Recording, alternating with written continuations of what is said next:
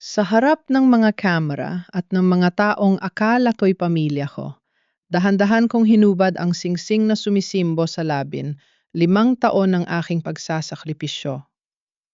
Hindi ko ibabalita ang bata sa aking sinapupunan. Nayon, ang tanging kontratang pipirmahan ko ay ang katapusan ng aking pagpapakatanga.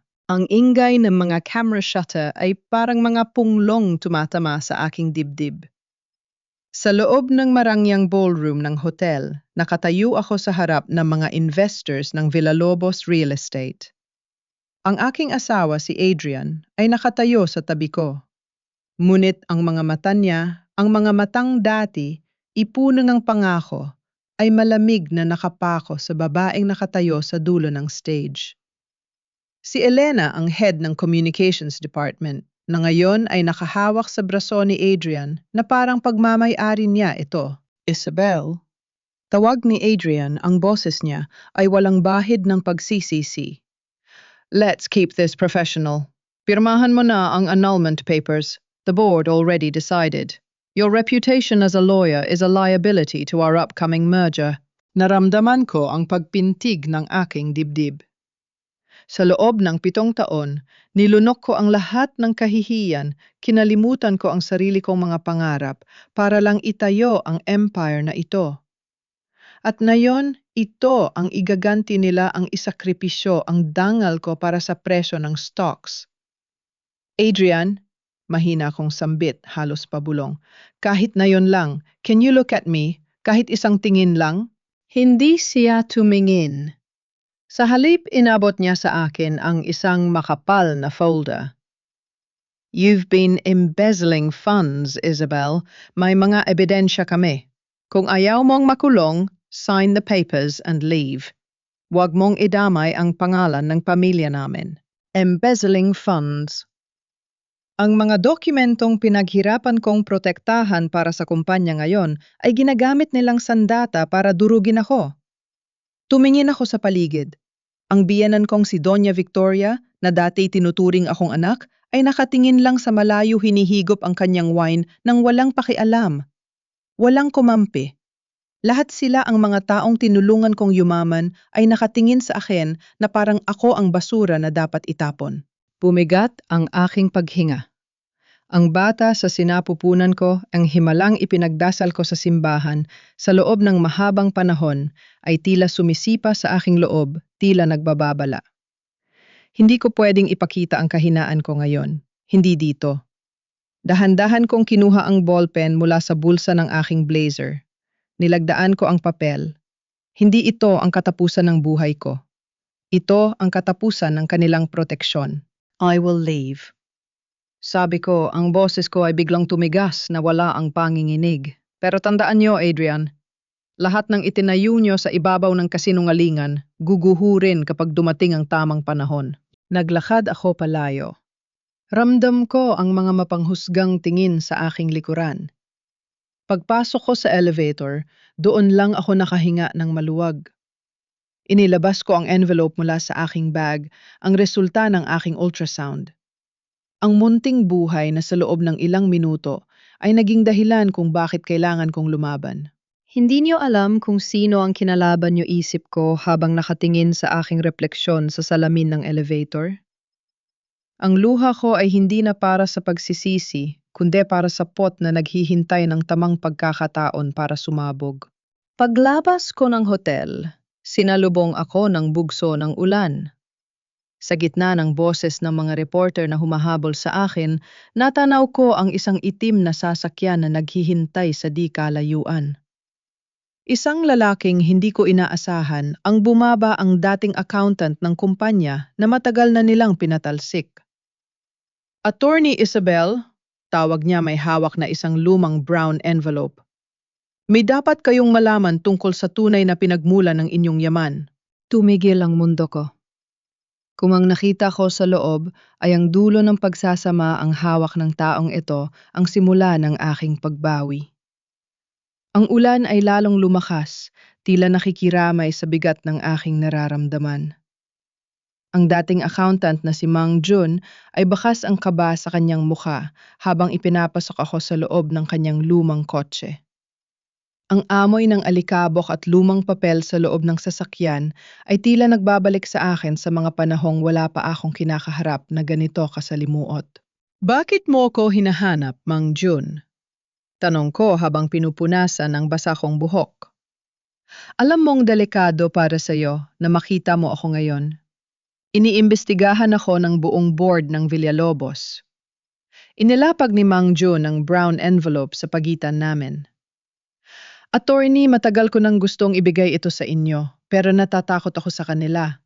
Ang asawa ninyo at ang pamilya niya, hindi sila basta-basta negosyante. Sila ay mga mandarambong. Pinuksan ko ang envelope. Sa loob ay may mga kopya ng bank transfers at mga pirma na hindi tugma sa mga dokumentong nakita ko sa loob ng kumpanya. Ito ay mga transaksyong naglilipat ng bilyon-bilyong piso sa mga shell companies. Ang mga kumpanyang iyon ay nakarehistro sa pangalan ng kapatid ni Adrian. Ito ang dahilan kung bakit nila ako gustong paalisin, bulong ko sa aking sarili. Hindi lang pala dahil sa babae. Natakot sila dahil malapit ko nang matuklasan ang malawakang pandarambong na ginagawa nila sa pera ng mga shareholders. Isabel? Tawag ni Mang Jun, boses niya ay nanginginig. Ang kasal niyo, hindi ito dahil sa pag-ibig. Narinig ko noon sa opisina ni Doña Victoria, sinabi niya kay Adrian na kailangan kanilang pakasalan dahil ukaw ang tanging abogado na may kakayahang mag-ayos ng mga buhol-buhol na papeles ng pamilya nila. Ginamit kanila hanggang sa wala ka ng silbi. Parang may humahaplos sa puso ko, isang mapait at malamig na haplos. Ang 15 taon na akala ko ay pag-ibig ay isa palang trabaho. Ang bawat gabi na nagtatrabaho ako hanggang madaling araw para sa Villalobos Real Estate, ang bawat kompromiso na ginawa ko para sa pamilya ay bahagi lang ng kanilang manipulasyon. Salamat, Mang Jun, sabi ko habang mahigpit na hawak ang mga dokumento. Attorney, ingat kayo. Susunod sila sa inyo. Alam nilang hawak niyo ang mga ebidensyang ito. Babala niya bago ako ibaba sa isang tahimik na kalsada malayo sa hotel. Pagbaba ko, ang lamig ng hangin ay tumatagos sa aking balat. Naglakad ako patungo sa aking sasakyan nang biglang may humaharurot na itim na SUV sa aking tabi. Huminto ito sa harap ko, hinarangan ang aking daan. Bumukas ang bintana at bumungad ang mukha ni Elena, ang babaeng kasama ni Adrian kanina. Akala mo ba makakaalis ka ng ganyan lang, Isabel? Matalim ang kanyang tingin. Ibigay mo sa amin ang mga dokumentong kinuha mo kay June. Huwag mong subukang labanan ang pamilyang Villalobos. Wala kang laban sa kanila. Tiningnan ko siya ng diretso sa mata. Ang dating mahiyain at mapagtimpi na Isabel ay wala na. Ang nakaharap sa kanya ngayon ay isang babaeng wala nang mawawala. Isang inang protektado ang kanyang anak. Elena? Sagot ko mahinahon, ngunit may diin. Sabihin mo kay Adrian, ang laro niya ay tapos na. Hindi ako ang klase ng asawa na iiyak lang sa sulok. Kung gusto niyo ng digmaan, ibibigay ko sa inyo. Biglang lumabas ang ilang lalaki mula sa SUV tila mga bodyguard na inutusan para takutin ako. Ang puso ko ay mabilis na tumitibok, ngunit ang isip ko ay parang yelo matalas at kalmado. Alam kong hindi nila ako sasaktan dito sa gitna ng kalsada dahil maraming tao pero ang banta ay malinaw. Mabilis akong sumakay sa aking kotse at inilok ang mga pinto. Habang humaharurot ako palayo, nakita ko sa rearview mirror na hinahabol nila ako. Pinihit ko ang manibela pumasok sa masikip na eskinita ng isang barangay kung saan hindi sila makakasunod. Nang mawala sila sa aking paningin, huminto ako sa gilid ng kalsada. Hindi ko na mapigilan ang panginginig ng aking kamay. Tumingin ako sa ultrasound sa aking tabi. Anak, patawarin mo si nanay, pulong ko. Pero kailangan nating magtago na yon din aalis tayo ng Manila. Ang desisyon ay mahirap, ngunit ito lang ang paraan para mabuhay kami. Kailangan kong bumalik sa lugar kung saan ako lumaki sa bahay ng aking ama bago pa nila ako maunahan. Ang pagmamaneho patungong probinsya ay parang pagtakas mula sa isang buhay na matagal kong inakala na akin. Bawat kilometerong lumalayo ako sa Manila, parang may isang bahagi ng puso ko ang nalalaglag sa kalsada. Ang bawat billboard ng Villalobos Real Estate na nadaanan ko ay parang sampal na nagpapaalala sa lahat ng aking nasayang na oras. Hindi ako pwedeng huminto. Kahit ang gasolina ko ay nauubos na at ang bawat tawag sa cellphone ko ay galing sa mga reporters at sa mga empleyado ng kumpanya na naghahanap ng sagot sa mga alegasyong ipinupukol sa akin. Pinatay ko ang cellphone at inilagay sa loob ng glove compartment. Mula sa sandaling ito, para sa mundo ako ay isang takas, isang corrupt lawyer. Dumating ako sa lumang bahay sa probinsya madaling araw na. Ang amoy ng basang lupa at ang kalawangin na gate ng bahay ni tatay ay tila yumayakap sa akin. Dito ako lumaki. Dito ako tinuruan ng halaga ng katapatan bago ko pa nakilala ang mapanlinlang na mundo ng Manila. Pagpasok ko, naabutan ko si tatay na nakaupo sa kanyang silya sa beranda. Humihinga siya ng mabigat na kasabit sa kanyang ilong ang oxygen tube. Nang makita niya ako, ang kanyang namumutlang mukha ay nabahira ng pag-alala. Isabel anak, bakit ka narito ng ganito ka raw? Boses niya ay paos. Hindi ko napigilan ang sarili ko. Lumapit ako at niyakap ang kanyang mga binti, ang mga luhang matagal ko nang pinipigilan ay tuluyan ng bumuhos. Tay, wala na ako. Wala na ang lahat. Niloko nila ako.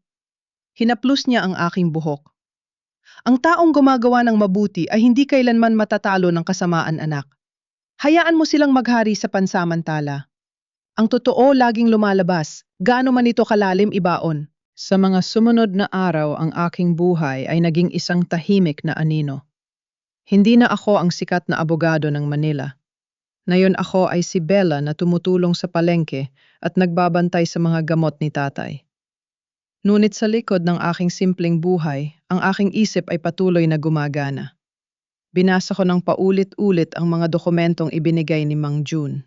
May isang detalye na hindi ko mapansin noon, ang pangalan ng founder ng Villalobos Real Estate, si Don Artemio Villalobos.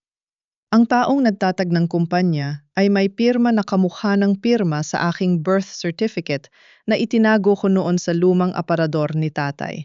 Isang gabi habang nag-aayos ako ng mga gamot ni tatay, napansin ko ang isang lumang kahoy na kahon na nakatago sa ilalim ng kanyang kama. Hindi ko ito napansin dati. Binuksan ko ito at doon natagpuan ko ang mga dokumentong magpapabagsak sa lahat ng aking pinaniniwalaan. May isang legal document na may tatak ng isang law firm na matagal nang nagsara at isang sulat na nakadirekta sa akin. Para kay Isabel, ang tunay na tagapagmana ng Villalobos. Nanlamig ang aking buong katawan. Hindi ako asawa lang. Hindi ako biktima lang. Sa ilalim ng di kilalang legal na dokumentong, ito ako ang legal na may-ari ng majority shares ng kumpanya. Ang mana na ipinagkakait nila sa akin ay nakasaad sa papel na ito. Biglang bumukas ang pinto ng kwarto ni tatay. Hingal na hingal siya, nakahawak sa kanyang dibdib. Isabel, wag mong hayaang makuha nila ang totoo. Tumakbo ako palapit sa kanya, ngunit bago pa ako makahawak, bumagsak siya. Ang monitor ng kanyang puso ay nagsimulang tumunog ng tuloy-tuloy. Isang mahabang tunog, isang senyales na ang tanging taong nagmamahal sa akin nang walang kapalit ay wala na. Sa gitna ng aking pag-iyak, narinig ko ang tunog ng mga sasakyan sa labas ng aming gate. Hindi sila ang ambulansya. Ang mga ilaw ng kanilang sasakyan ay nakatutok sa aming bahay. Natagpuan nila ako.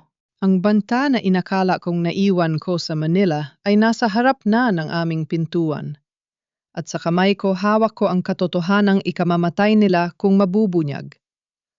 Ang tunog ng mga yabag sa labas ng aming bahay ay tila mas malakas pa kaysa sa pintig ng aking sariling puso. Mabilis kong itinago ang mga dokumento sa ilalim ng aking damit.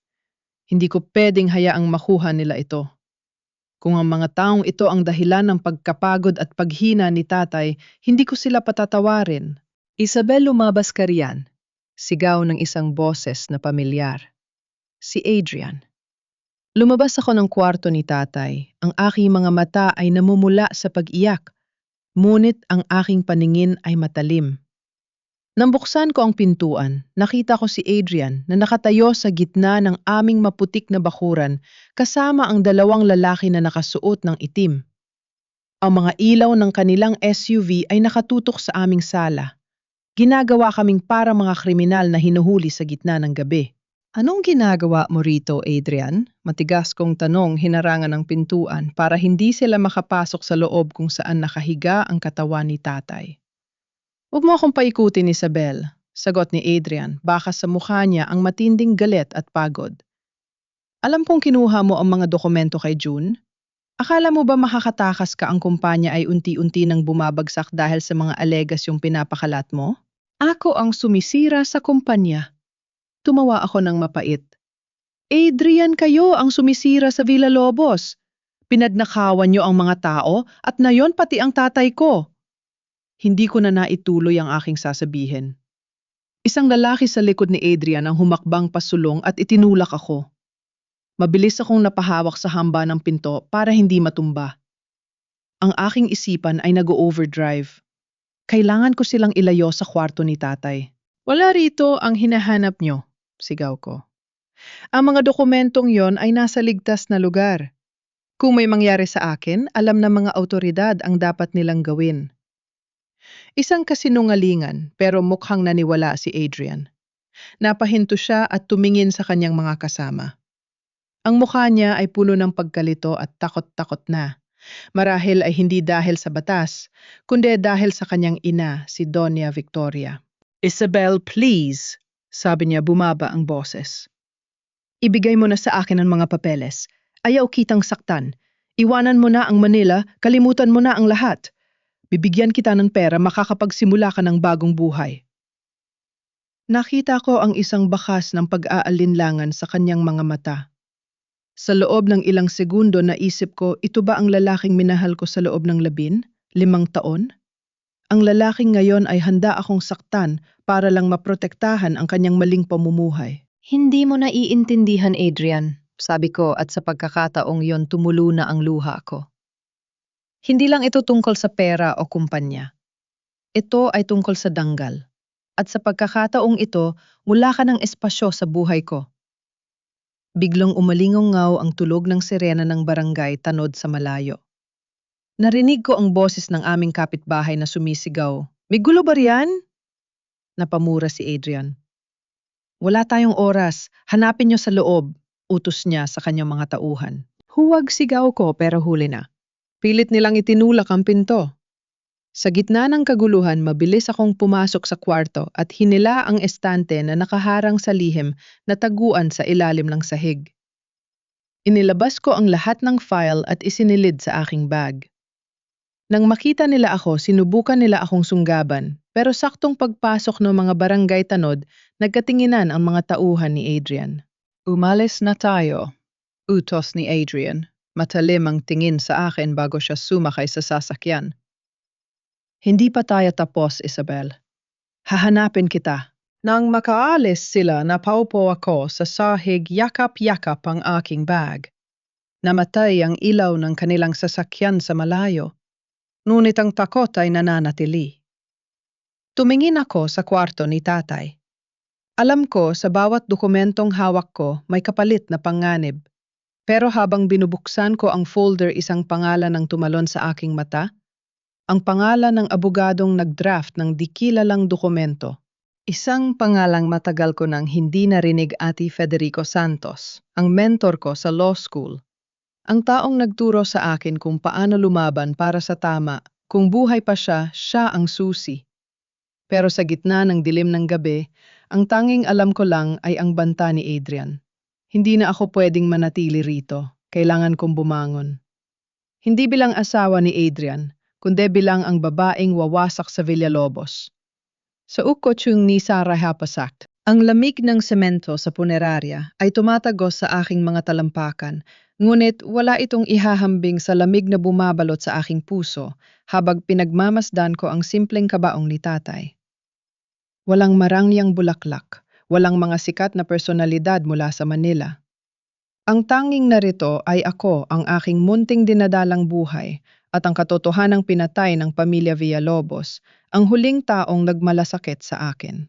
Hinding-hindi ko sila patatawarin, te.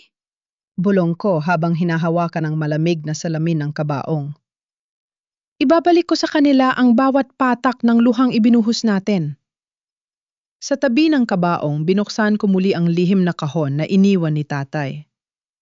Sa ilalim ng mga lumang dokumento ng lupa ay may isang sulat kamay na testamento mula kay Don Artemio Villalobos, ang yumaong founder ng kumpanya. Nang basahin ko ang nakasulat, pakiramdam ko ay nawalan ako ng hangin sa aking baga. Aking anak Isabel, kung binabasa mo ito nangangahulugang wala na ako. Ang pamilyang umampon sa akin ng mga Villalobos ay ginamit ang aking pangalan para sa kanilang kasakiman. Ang katotohanan ay hindi ako ang tagapagmana ng pamilyang ito. Ikaw, Isabel, ang tunay na anak ni Artemio sa kanyang unang asawa. Ang buong kumpanya, ang lahat ng lupain ay nakapangalan sa iyo. Itinago ka ng aking tapat na kaibigan na si Manuel, ang aking tatay, dahil nangako ang pamilyang Villalobos na papatayin ka nila kapag nalaman nilang ikaw ang may hawak ng legacy. Nanginig ang aking mga kamay. Kaya pala pinilit ako ni Doña Victoria na pakasalan si Adrian. Hindi dahil gusto nila ako para sa kanilang anak, kundi para itali ako sa isang kasunduan kung saan hindi ko kailanman magagamit ang aking tunay na pangalan at karapatan. Ginawa akong asawa para maging bihad ng sarili kong kumpanya. Attorney Isabel, isang boses ang bumasag sa katahimikan. Lumingon ako at nakita ko si Ate Federico Santos, ang aking dating mentor. Matanda na siya, may hawak na baston.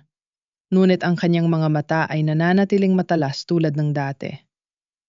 Sir, agad akong tumayo at nagbigay galang sa pamamagitan ng pagmamano. Salamya po sa pagdating nyo. Nabalitan ko ang nangyari sa Manila at ang pagpanaw ng iyong ama. Malungkot niyang sabi habang nakatingin sa kabaong ni Tatay Manuel. Alam kong darating ang araw na ito, Isabel.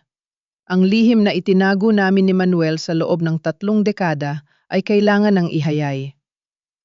Totoo ba, sir? Tanong ko habang ipinapakita ang hawak kong sulat. Ako ba talaga ang anak ni Don Artemio? Tumango si Ate Santos. Oh, anak. Si Artemio ang nagtayo ng pundasyon ng Villalobos Real Estate gamit ang pera ng iyong ina. Nang mamatay ang iyong ina, pinakasalan niya si Victoria. Ngunit si Victoria ay may anak na sa labas, si Adrian at ang kanyang kapatid. Nang malaman ni Artemio na balak siyang lasunin ni Victoria para makuha ang kumpanya, isinulat niya ang testamentong yan at ipinagkatiwala ka kay Manuel. Kaya ba nila ako'y pinakasal kay Adrian? Tanong ko habang pinipigilan ng galit na nagbabanta ng sumabog sa aking dibdib. Exacto, sagot ni Ate Santos. Sa ilalim ng batas, kung kasal ka kay Adrian, ang lahat ng ari-arian mo ay kontrolado ng inyong conjugal partnership. At kung mawawala ka, si Adrian ang magiging nag-iisang tagapagmana. Iyon ang dahilan kung bakit gumawa sila ng peking issue ng embezzlement laban sa iyo. Gusto ka nilang madiskwalipika bilang abogado at kapag wala ka ng kapangyarihan sa batas, dahan-dahan ka nilang lalasunin tulad ng ginawa nila kay Artemio. Napaatras ako. Ang aking asawa, ang lalaking nakasama ko sa iisang kama, ang lalaking hinalikan ko bawat umaga, ay bahagi ng isang planong pumatay sa akin. May isa pa silang hindi alam, dagdag ni Ate Santos habang nakatingin sa aking tiyan. Ang bata sa sinapupunan mo. Siya ang magiging susunod na tagapagmana ng buong imperyo ng Villalobos. Kung malalaman nila yan, mas lalong dadaan sa panganib ang buhay mo. Hinawakan ko ang aking tiyan. Isang mainit na enerhiya ang gumapang sa aking katawan. Hindi na ako natatakot. Ang takot ko ay napalitan ng isang malamig na determinasyon. Sir, tulungan niyo po ako. Sabi ko, ang aking boses ay matatag at walang pag-aalinlangan. Hindi ko lang babawiin ang kumpanya. Dudurog-durugin ko ang bawat isa sa kanila gamit ang batas na inakala nilang maaari nilang paglaruan. Handa ka na ba, Isabel? Tanong ni Ate Santos, may ngiti ng pagmamalaki sa kanyang mga labi. Dahil ang digmaang ito ay hindi gaganapin sa korte, kundi sa darating na General Assembly ng mga shareholders sa susunod na linggo. Tumingin ako sa kabaong ni tatay. Handang-handa na ako, sir, para kay tatay at para sa aking anak. Pagkatapos ng libing ni Tatay Manuel, hindi na ako nag-aksaya ng panahon. Nanatili ako sa lumang ancestral house ni Ate Santos kung saan ligtas ako mula sa mga mata ng pamilya Villalobos. Sa loob ng isang linggo, ang mesa sa aming sala ay napuno ng mga makakapal na folder corporate charts at mga listahan ng mga shareholders ng Villalobos Real Estate.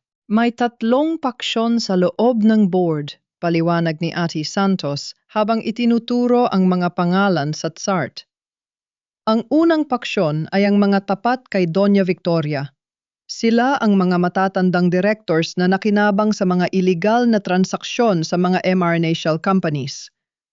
Ang ikalawang paksyon naman ay ang mga neutral mga foreign investors na ang tanging pakialam ay ang kita ng kumpanya.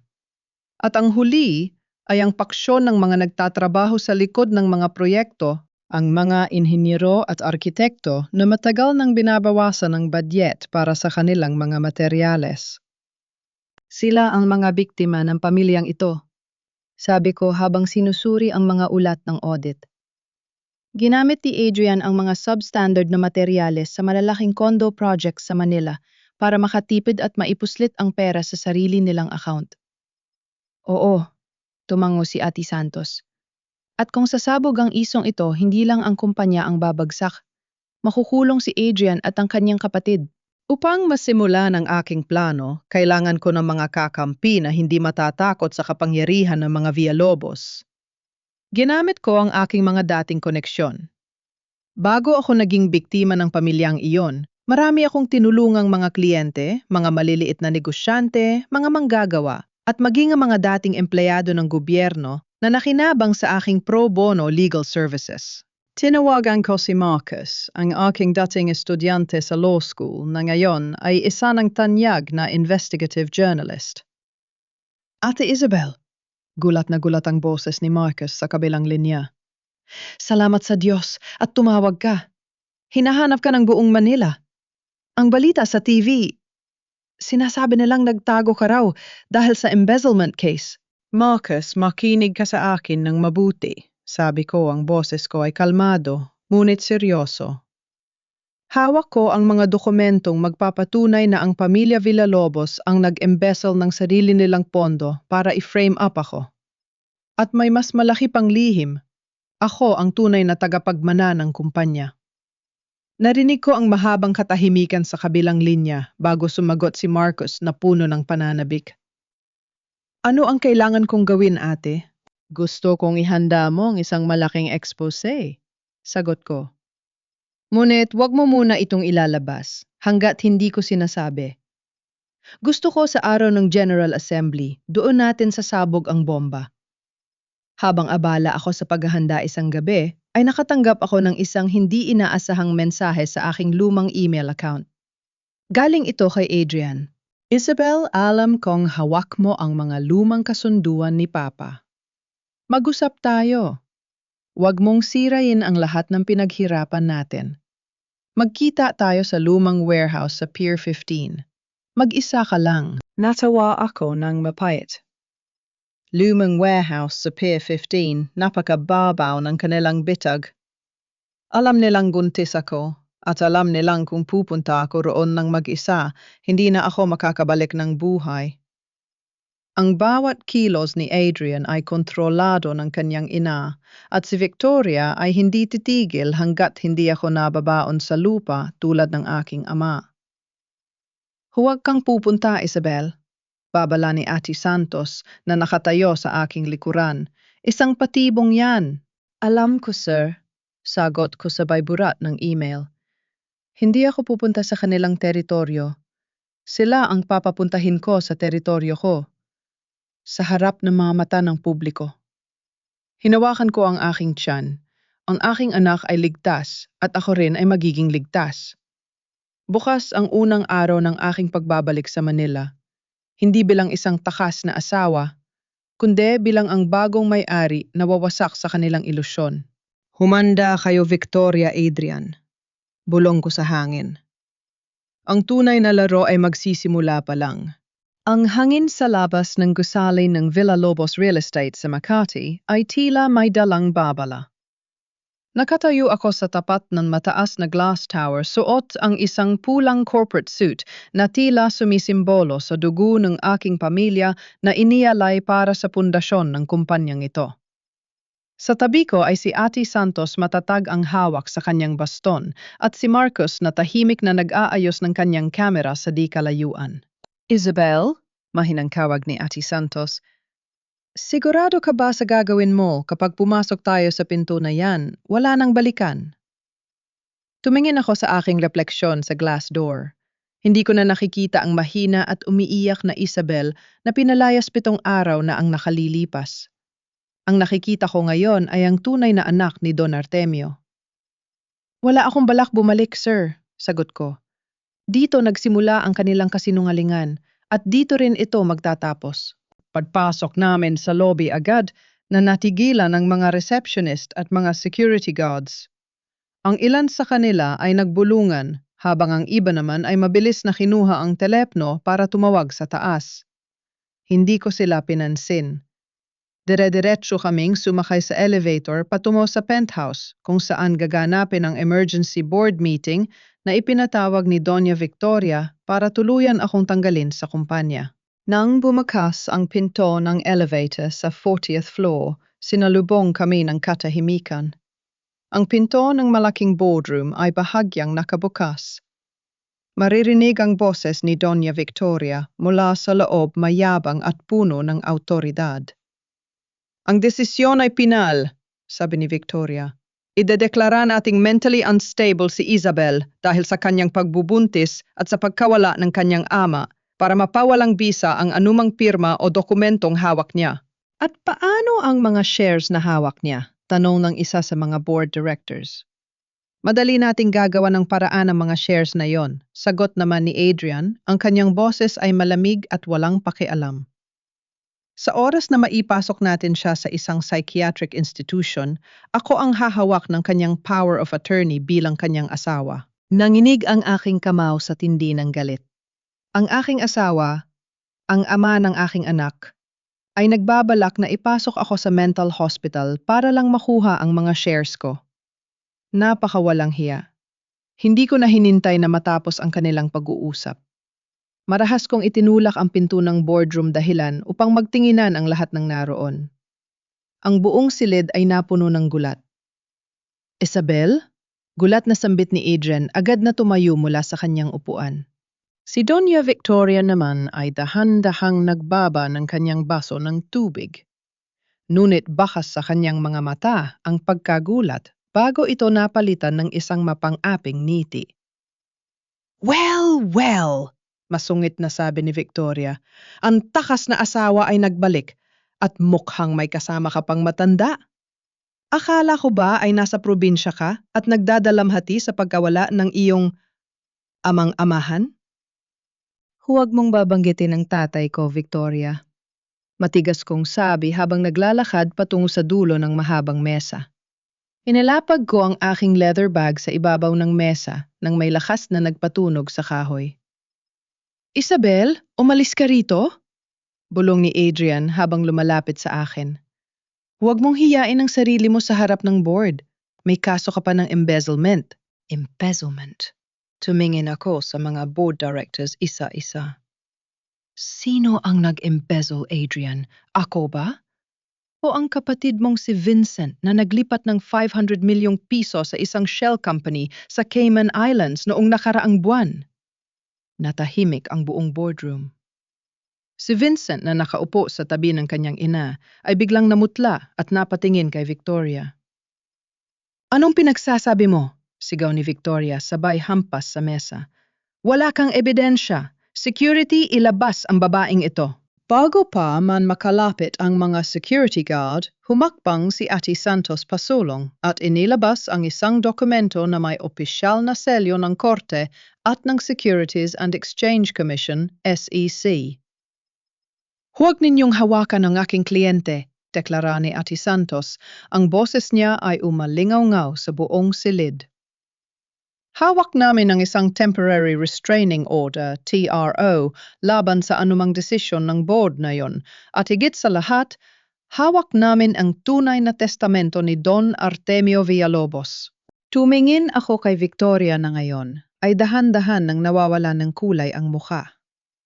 Victoria, sabi ko habang nakatitig sa kanyang mga mata. Ang imperyong ito ay hindi sa inyo. Ito ay sa akin. At simula ngayon, bawat sulok ng gusaling ito ay babawiin ko. Ang takot na nakita ko sa mga mata ni Victoria sa sandaling iyon ay ang pinakamasarap na pakiramdam na naramdaman ko sa loob ng mahabang panahon. Ngunit alam kong hindi sila susuko ng ganoon kadali. Ang digmaan ay kasisimula pa lamang. Ang tensyon sa loob ng boardroom ay tila isang kuryenteng gumagapang sa bawat isa sa amin.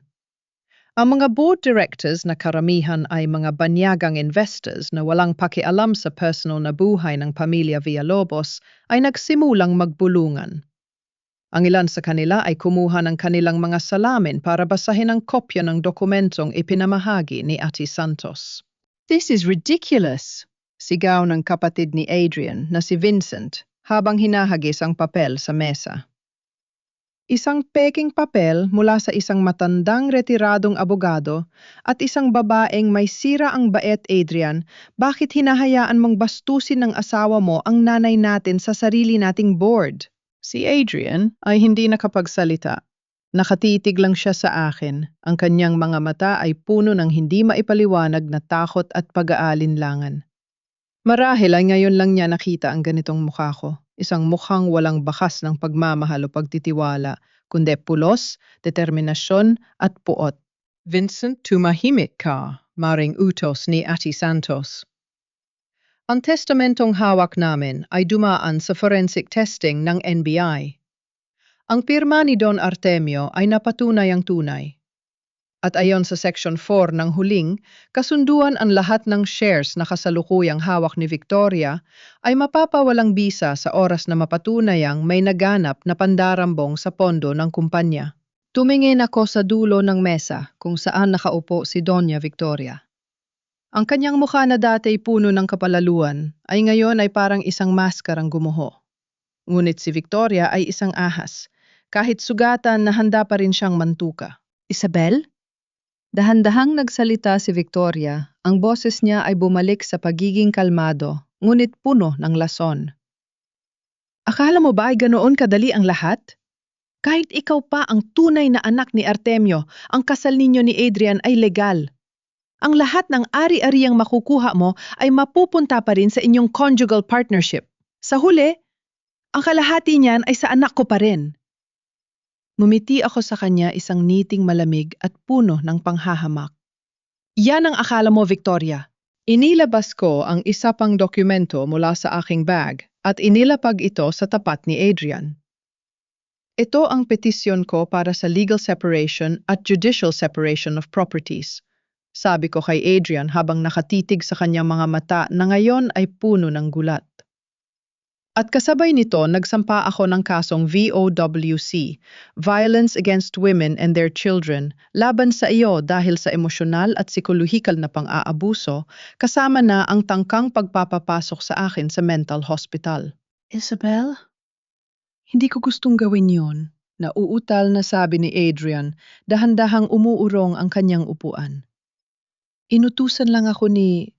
"Adrian, tumahimik ka," pigil ni Victoria sa kanyang anak. "Huwag kang makikipag-usap sa kanya ng walang abogado." "Wala nang abogadong makakatulong sa inyo, Victoria," sabi ko habang humahakbang patungo sa pintuan. Dahil bukas ng umaga ang balitang ito ay lalabas sa lahat ng pahayagan at telebisyon. Si Marcus, ang investigative journalist na kasama ko, ay hawak na ang lahat ng bank transfers ng inyong mga shell companies. Lumingon ako sa mga board directors na ngayon ay nakatayo na rin. Para sa mga investors, iminumungkahi kong suspindihin ninyo ang kapangyarihan ni na Adrian at Vincent habang isinasagawa ang investigasyon. Kung hindi, Ang inyong mga shares ay mawawalan ng halaga sa loob ng 24 na oras. Nang walang lingon likod, naglakad ako palabas ng boardroom kasama si Ati Santos. Ang tunay na labanan ay hindi lang sa loob ng 4 na sulok ng silid na iyon. Ang labanang ito ay tungkol sa kung paano ko sila dudurugin sa harap ng buong bansa. Pagpasok namin sa elevator, hinawakan ko ang aking tiyan na medyo sumakit dahil sa tensyon. Ayos ka lang ba, Isabel? Pag-aalalang tanong ni Ati Santos. Ayos lang po ako, sir, bulong ko. Para sa aking anak, kailangan kong maging matatag. Hindi pa sila tapos. At alam kong gagawa sila ng isang desperadong hakbang para patahimikin ako. Mag-ingat ka, anak, sabi ni Ati Santos. Ang sugat na hayop ay mas lalong nagiging mabagsik. Ang aking babala kay Ati Santos ay hindi nagtagal bago nagkatotoo. Kinabukasan sumabog ang balita sa lahat ng pangunahing pahayagan at social media platforms.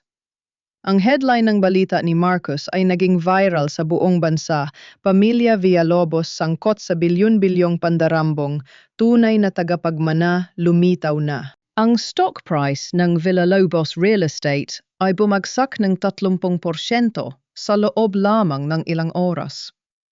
Ang mga investors ay nagkagulo at ang opisina ng kumpanya ay pinalibutan ng mga biktima ng kanilang mga substandard na proyekto na humihingi ng hustisya at refund. Nakatayo ako sa bintana ng aking silid sa ancestral house ni Ati Santos, pinapanood ang balita sa telebisyon. Bagamat may kaunting tagumpay, hindi ko magawang maging ganap na masaya.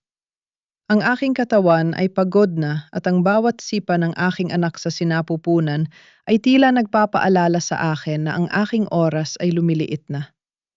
Kailangan ko nang matapos ito bago pa ako manganak. Biglang tumunog ang aking personal na telepono. Isang hindi kilalang numero ang tumatawag. Noong una ay hindi ko ito pinansin, ngunit nang umulit ito ng 3 beses, dahan-dahan ko itong sinagot. Isabel? Ang boses sa kabilang linya ay galing kay Adrian. Ngunit hindi ito ang boses ng mayabang na CEO na nakilala ko noon. Ang boses niya ngayon ay basag puno ng takot at pagod. Adrian? Malamig kong sagot. Bakit ka tumatawag? Sabi ko sa iyo sa korte na tayo mag-usap. Isabel, please makinig ka muna. Pagmamakaawa niya, naririnig ko ang tunog ng hangin at parang nasa labas siya. Hindi ko alam. Sumumpa ako sa iyo. Wala akong alam tungkol sa ginawa ni Mama kay Don Artemio. Nalaman ko lang kahapon nang kumprontahin ko siya. At naniniwala ka sa sarili mo.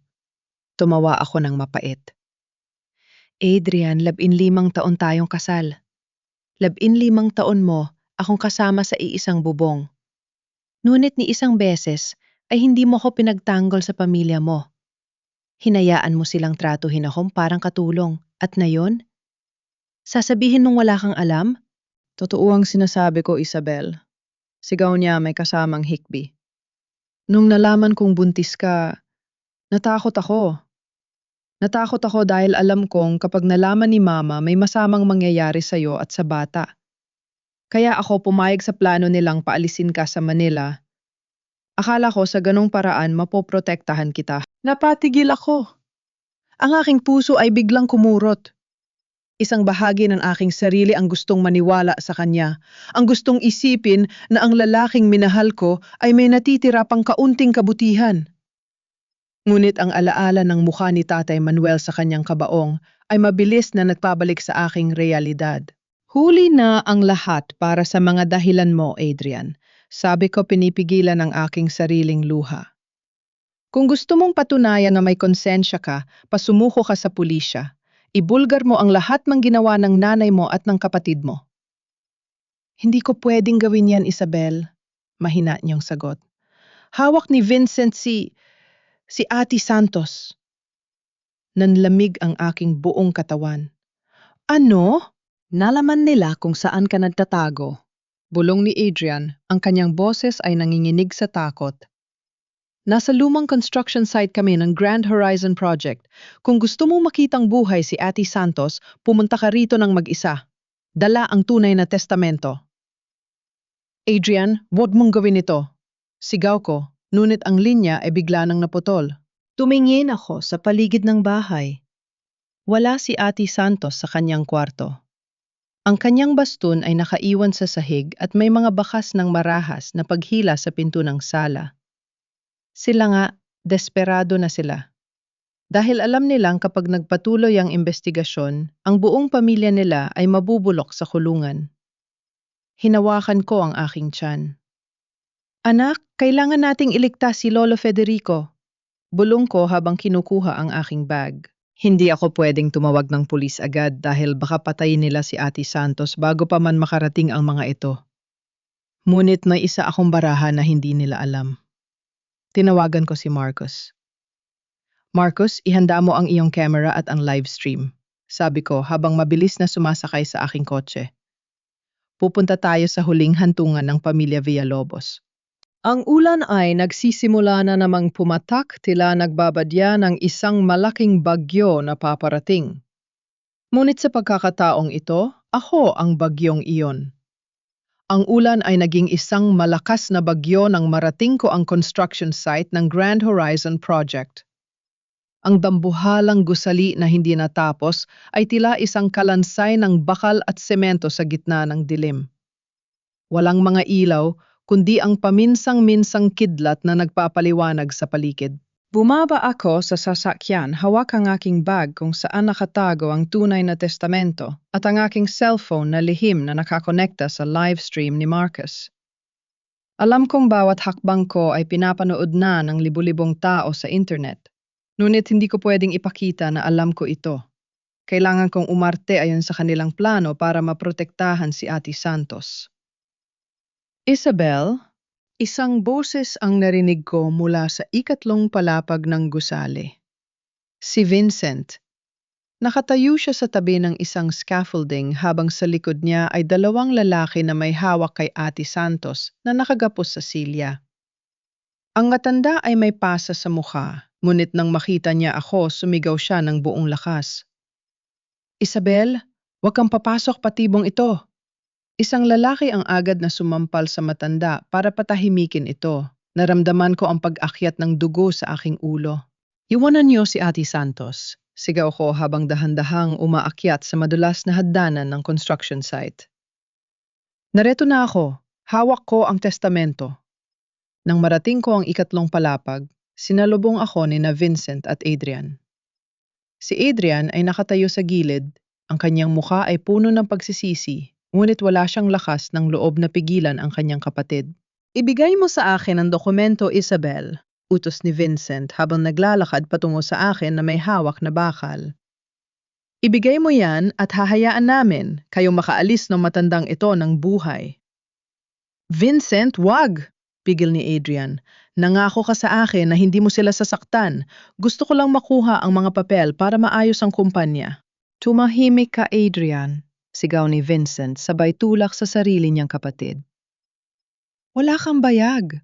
Kung hindi dahil sa akin at kay Mama, matagal na tayong pulubi ang babaeng ito. Ang asawa mo. Ang wawasak sa atin kapag hinayaan natin siyang mabuhay. Tumingin ako kay Adrian at sa unang pagkakataon nakita ko ang isang lalaking tuluyan nang nawala ng kanyang sarili. Isa siyang duwag na nagtago sa palda ng kanyang ina at kapatid.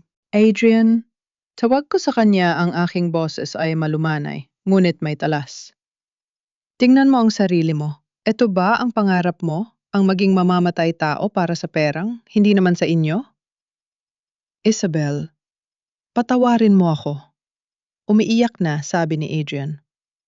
Walang silbi ang patawad mo ngayon, Adrian, sabi ko habang dahan-dahang binubuksan ang aking bag.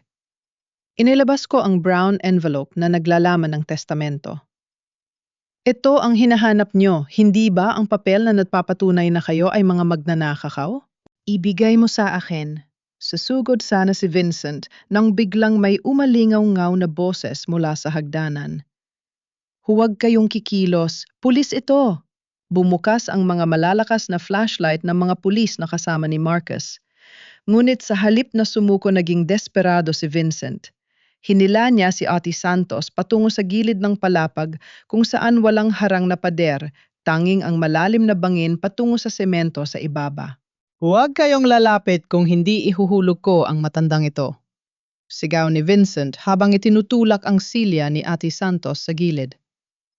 Vincent, wag! Sigaw ni Adrian na sa wakas ay tila nagising ang konsensya.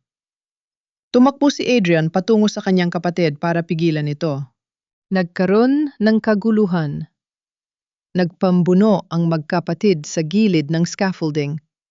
Ang ulan at hangin ay lalong lumakas, ginagawang madulas ang sahig. Sa gitna ng kanilang paglalaban, narinig ko ang tunog ng nababali na bakal. Adrian Vincent!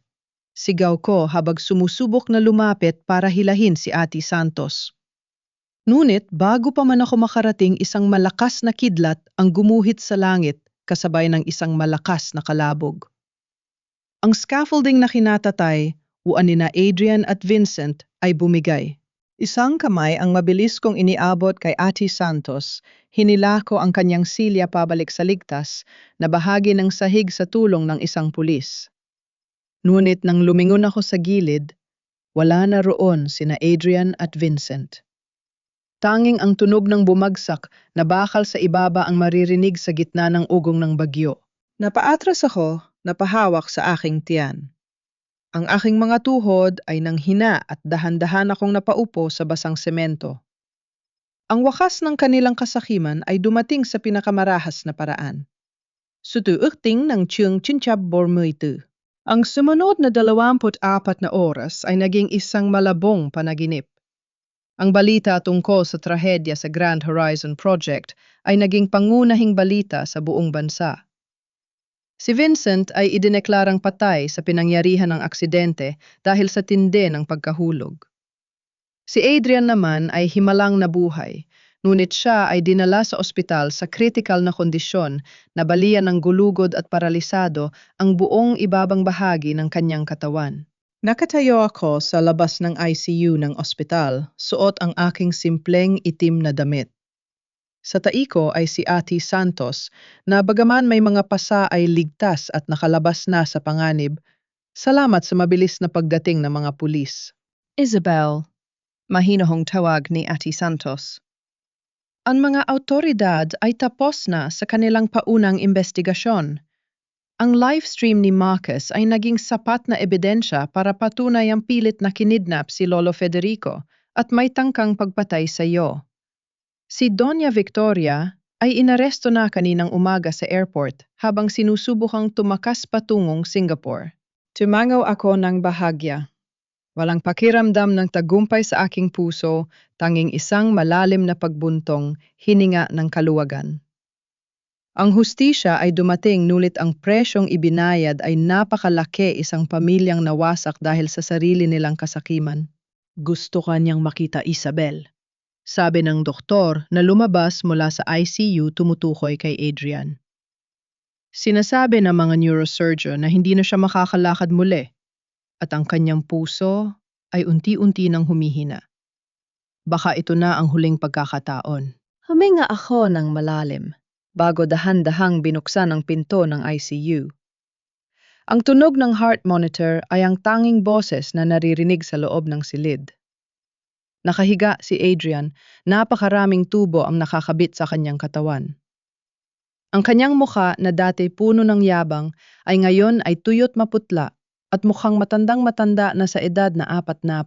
Nang marinig niya ang aking mga yabag, dahan-dahan niyang iminulat ang kanyang mga mata. Nang makita niya ako, isang luha ang gumapang mula sa gilid ng kanyang mata patungo sa kanyang unan. Isabel? Mahina niyang tawag, ang kanyang boses ay halos isang bulong. Salamat. Salamat at dumating ka. Hindi ako lumapit ng masyadong malapit. Nanatili ako sa tabi ng kanyang higaan, hawak ang aking bag. Bakit mo ginawa yon, Adrian? Tanong ko, ang aking boses ay walang galit, tanging lungkot.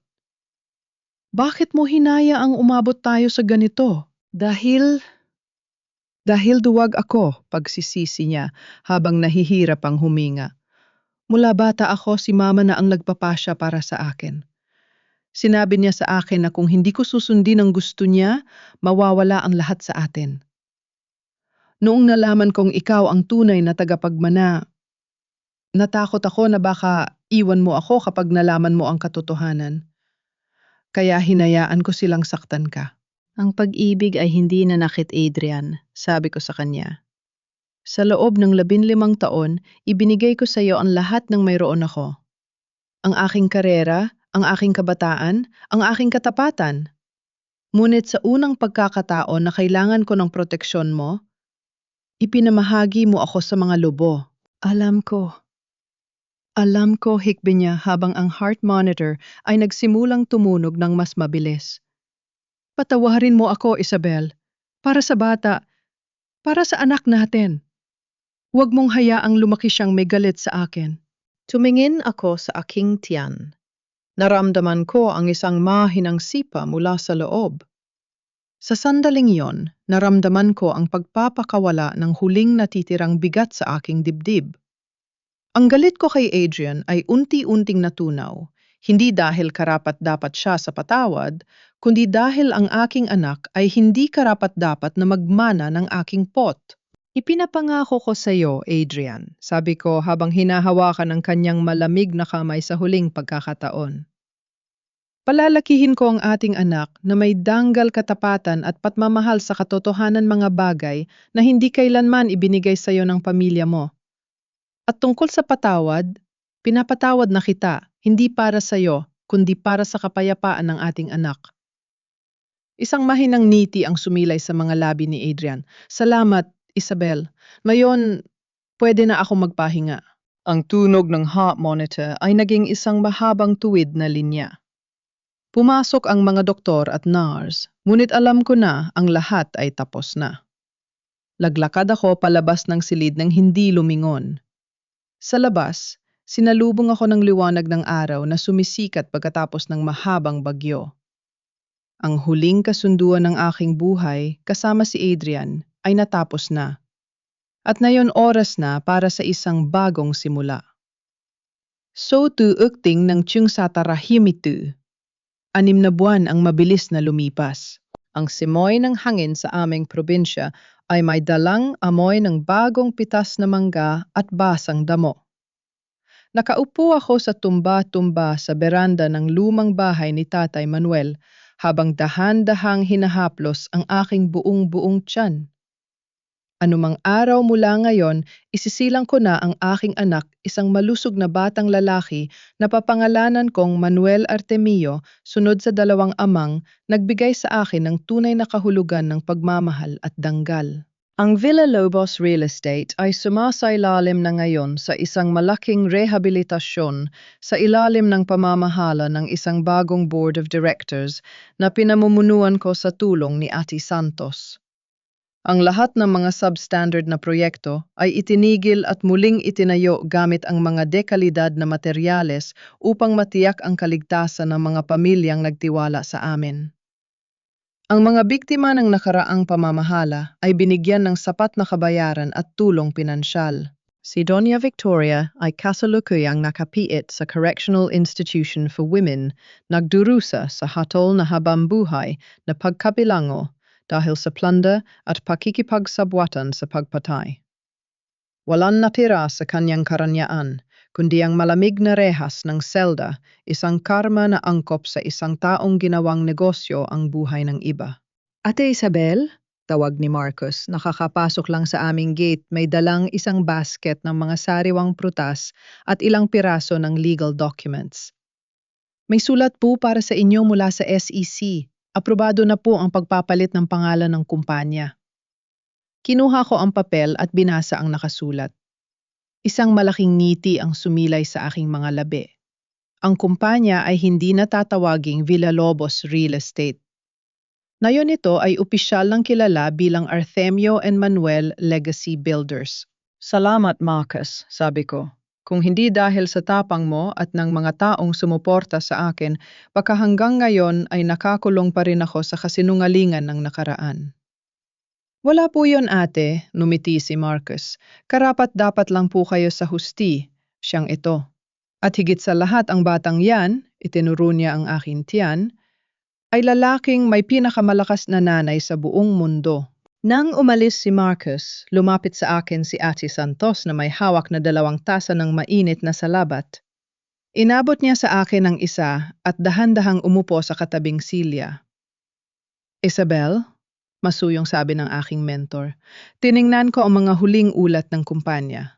Matatag na ang ating pundasyon. Malaki ang tiwala ng publiko sa bagong pamamahala dahil sa iyong katapatan. Ano ang pakiramdam na sa wakas ay hawak mo na ang imperyong nararapat sa iyo? Inahilig ko ang aking ulo sa sandalan ng silya, pinagmamasdan ang paglubog ng araw na nagkukulay ginto sa malawak na palayan sa aming tapat. Hindi ito tungkol sa imperyo, sir. Bulong ko habang dahan-dahang hinahawakan ang aking tiyan. Ang tunay na yaman ay hindi nasusukat sa taas ng mga gusali o sa dami ng shares sa stock market.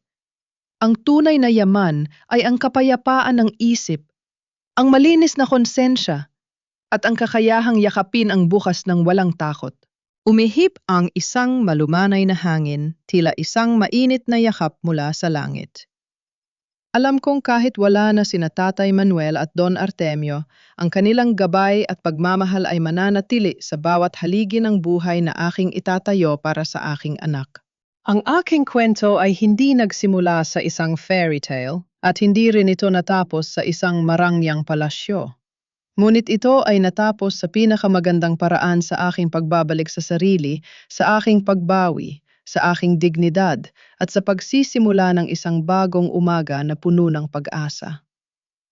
Maligayang pagdating sa ating bagong buhay, anak, bulong ko sa aking sinapupunan habang ang huling sinag ng araw ay tuluyang naglaho, nag-iiwan ng isang tahimik at payapang gabi.